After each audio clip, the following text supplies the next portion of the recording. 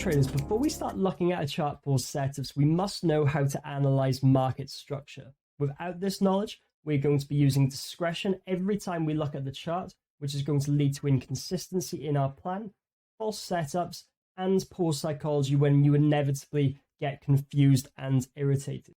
Market structure is the very fabric of the market, sewed through the orders that have been fulfilled, and allows us to stitch together clues about where the market is likely heading next. And in my personal opinion, market structure should be at the very foundation of every trader's strategy, as it is the most important concept in identifying what trends the market is in.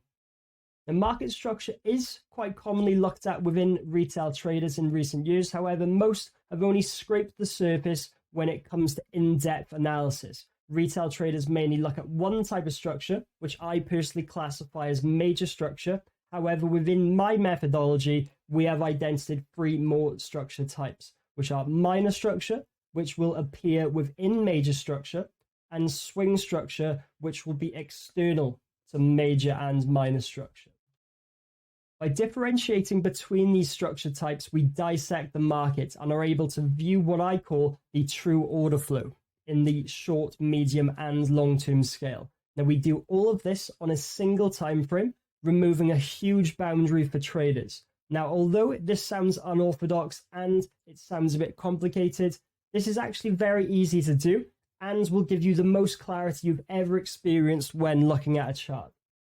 From experience, when you are trading multiple timeframes, you're giving yourself not only more work, but also skewed data, and are often trading counter to the true order flow, which will lead to poor strike rate and psychology.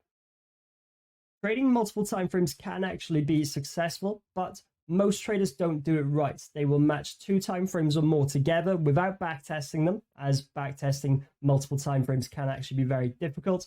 And these timeframes may be very far apart from each other, which means the data is getting compressed into less and less candles every time you go up a time frame, and there will be swings and order flow reversals in between each time frame, which you will miss out on, as well as trade against momentum when you finally do get a setup.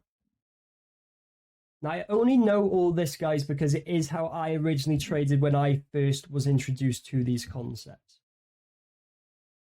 By using one time frame, you become a master of price action. You're always going to be looking at the same data day in, day out, and you can backtest it insanely easily. You're also using far less energy, and you're increasing your clarity and psychology. Most importantly, you become consistent and your profits start flowing as you are always trading the true order flow.